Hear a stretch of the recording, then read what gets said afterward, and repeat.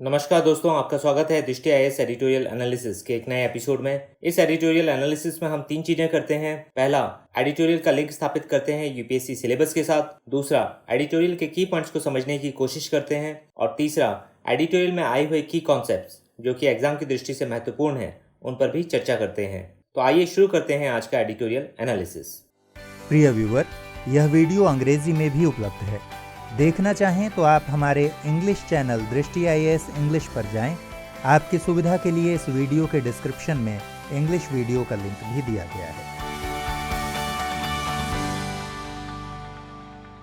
आज का एडिटोरियल हमने द हिंदू से लिया है और ये 2 तारीख को आया है। एडिटोरियल का शीर्षक है लैक्स ऑन सेफ्टी और ये बात करता है कि हाल फिलहाल में कई सारे जो इंडस्ट्रियल एक्सीडेंट्स हो रहे हैं, उनसे ये पता चलता है कि जो सेफ्टी लॉज हैं वो कितना लो प्रायोरिटी पे इंडस्ट्रीज ने रखा हुआ है। अब आइए देखते हैं इसका सिलेबस के साथ लिंकेज। तो ये डायरेक्टली लिंक होता है जीएस पेपर 3 के साथ, जहाँ की डिजास्टर मैनेजमेंट एक इम्पॉर्टेंट टॉपिक है।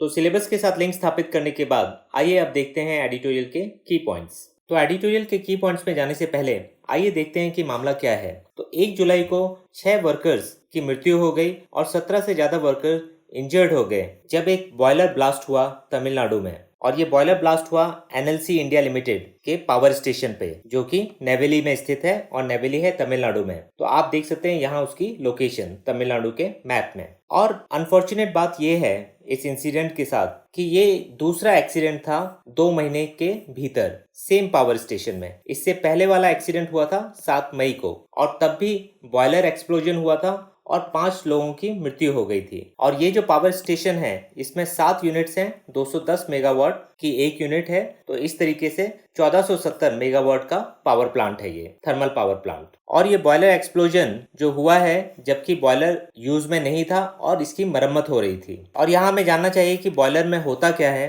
तो बॉयलर में वाटर को हीट किया जाता है और उसे स्टीम में कन्वर्ट किया जाता है। और ये जब स्टीम में कन्वर्ट हो जाता है तो इसको कई तरीके के कामों में लिया जाता है, जैसे कि पावर प्लांट में इससे टरबाइन भी चलाई जाती है जिससे कि इलेक्ट्रिसिटी प्रोड्यूस होती है। दूसरा जो इंसिडेंट हुआ है वो हुआ है आंध्र प्रदेश में विशाखापट्टनम में। यहाँ आप देख सकते हैं मैप में कि विशाखापट्टनम कहाँ है। और यहाँ भी एक टॉक्सिक केमिकल लीक हो गया है जिसका नाम है बेंजीमीडाजोल। और ये काफ़ी टॉक्सिक है लेकिन स्टेबल है, यानी कि ऐसे वॉलेटाइल नहीं है कि अपने आप ही इसमें कोई दिक्कत आए। लेकिन फिर भी ये लीक हुआ और इससे 2 लोगों की मृत्यु हो गई। और यहाँ आपको याद होगा कि इससे कुछ समय पहले विशाखापट्टनम एरिया के आसपास ही स्टाइरिन गैस लीक भी हुआ था, जो कि एलजी पॉलीमर्स फैक्ट्री में हुआ था। ये कंपनी साउथ कोरिया की थी। और लगातार होते आ रहे इन इंडस्ट्रियल एक्सीडेंट्स से पता चलता है कि सेफ्टी जो कि फर्स्ट प्रायोरिटी होनी चाहिए, यानी कि प्रथम प्राथमिकता होनी चाहिए किसी भी इंडस्ट्री की, खासतौर से जिन्हें हैजार्डस इंडस्ट्री कहा जाता है। लेकिन कहीं ना कहीं भारत में सेफ्टी को उतनी प्राथमिकता नहीं दी जा रही है और ये एक बहुत ही गहरी चिंता का विषय है। तो आइए अब इस बैकग्राउंड के बाद देखते हैं एडिटोरियल के की पॉइंट्स। तो एडिटोरियल में बताया गया है कि तमिलनाडु और आंध्र प्रदेश में 2 घातक औद्योगिक आपदाएं हुई हैं जिनमें कम से कम 8 लोगों की मृत्यु हो गई है और कई लोगों को गंभीर चोटें आई हैं। और इससे ये साबित होता है कि सुरक्षा प्रोटोकॉल की कितनी ज्यादा आवश्यकता है। और 1 जुलाई में जो नेवेली में घटना हुई है ये खास तौर से चिंताजनक है, क्योंकि यहाँ 7 मई को भी बॉयलर में विस्फोट हुआ था और इसकी जांच चल रही थी कि किस वजह से ये बॉयलर में विस्फोट हुआ है और आगे ऐसा ना हो। और अब ये जब दोबारा एक एक्सीडेंट हो गया है तो ये कहीं ना कहीं इस कंपनी के मैनेजमेंट पे एक सवाल उठाता है कि कैसे इस तरीके की घटनाएं बार बार हो रही हैं और क्यों नहीं जो सेफ्टी के सारे नियम हैं उनको कड़ाई से पालन किया जा रहा है। और एडिटोरियल बताता है कि ये जो बॉयलर उपकरण है ये काफी सावधानी से यूज करने वाला उपकरण है, क्योंकि इसमें हाई प्रेशर और सुपर हीटेड स्टीम होती है और जो साथ में मिलकर काफी ज्यादा घातक हो सकती है। और अगर इसका ठीक से ध्यान नहीं रखा जाए तो एक्सप्लोजन होना स्वाभाविक सी बात है।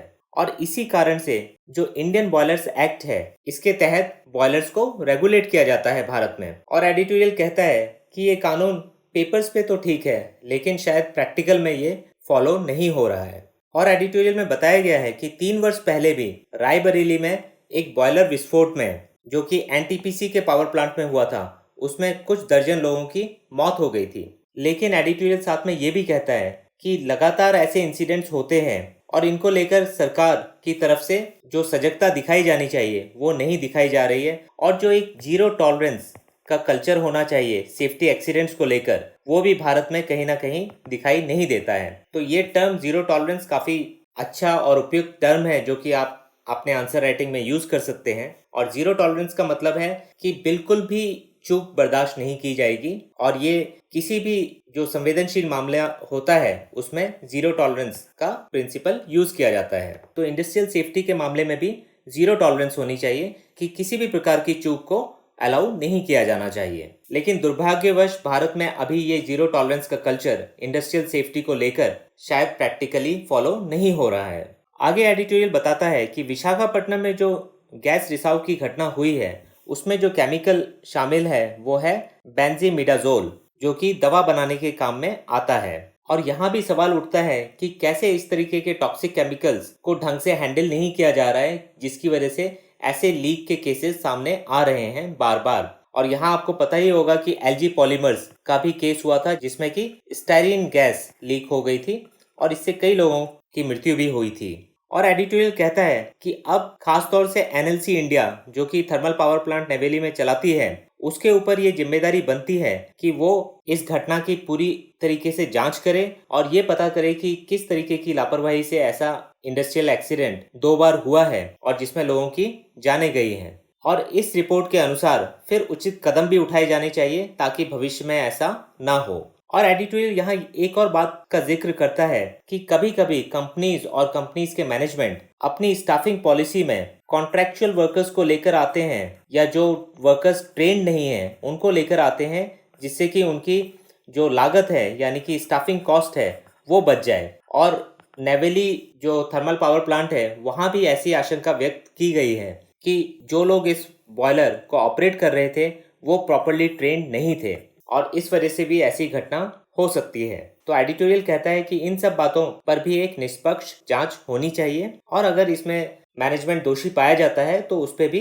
कड़ी कार्रवाई होनी चाहिए। और एडिटोरियल आगे ये भी कहता है कि जो औद्योगिक दुर्घटनाएं हैं उनके प्रति केंद्र एवं राज्यों की प्रतिक्रिया सामान्य तौर पर पीड़ितों को मुआवजा करने की घोषणा तक सीमित रहती है ताकि जो लोगों का आक्रोश है वो दूर हो जाए, लेकिन उसको लेकर कि कैसे ये घटना हुई है और आगे ऐसी घटनाएं ना हो इस पर ज्यादा ध्यान नहीं दिया जाता है और इस तरीके की संस्कृति को बदलने की जरूरत है।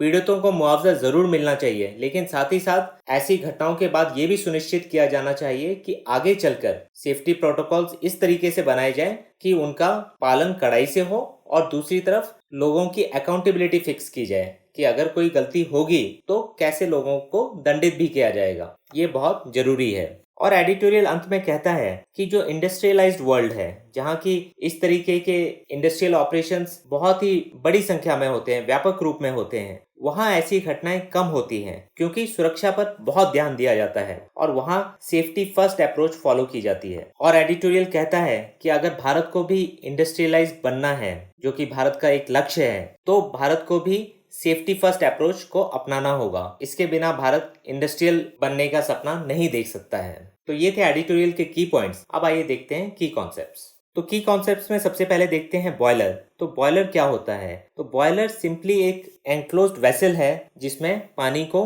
बॉयल किया जाता है जिससे कि वो स्टीम में परिवर्तित हो जाए और इस स्टीम को यूज किया जाता है अलग अलग कामों के लिए। जैसे कि अगर पावर प्लांट होगा तो इस स्टीम को यूज किया जाएगा टरबाइंस को चलाने के लिए जिससे कि इलेक्ट्रिसिटी जनरेट होगी। और बॉयलर मुख्यतः 2 प्रकार के होते हैं, एक होता है स्मोक ट्यूब बॉयलर और दूसरा होता है वाटर ट्यूब बॉयलर। और भारत में जो बॉयलर्स को रेगुलेट करता है वो है द इंडियन बॉयलर्स एक्ट 1923 और इस कानून के अंतर्गत रेगुलेशंस हैं जिससे कि जो अगर एक्सप्लोजन होता है किसी स्टीम बॉयलर पे तो उसके लिए कैसे जान और माल की सुरक्षा की जाएगी उससे रिलेटेड ये कानून है और किस तरीके से रजिस्ट्रेशन होगा बॉयलर्स का और उनकी इंस्पेक्शन की जाएगी और उनका ऑपरेशन और मेंटेनेंस किस तरीके से होगा, ये सब इस कानून के अंतर्गत निर्धारित किया गया है। और इसके अंतर्गत एक इंडियन बॉयलर्स रेगुलेशन 1950 भी बनाई गई है जो कि मटेरियल, प्रोसीजर और इंस्पेक्शन टेक्निक्स जो अपनाए जाएंगे बॉयलर्स के मैन्युफैक्चर के लिए, बॉयलर्स की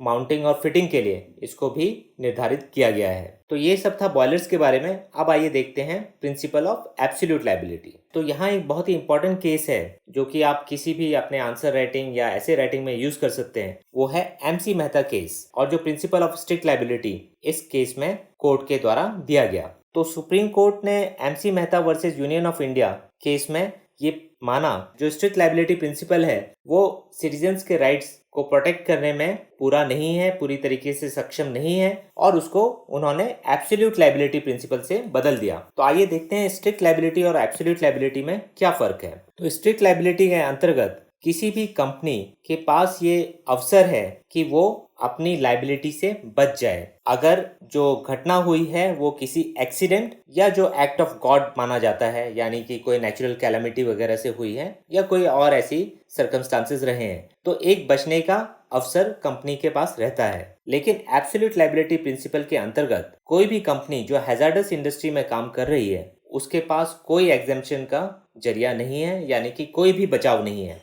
उसे मैंडेटरीली यानी कि उसे हर हालत में कॉम्पेंसेशन देना पड़ेगा और इससे कोई फर्क नहीं पड़ेगा कि जो डिजास्टर हुआ है उसमें उसकी नेग्लिजेंस शामिल थी या नहीं।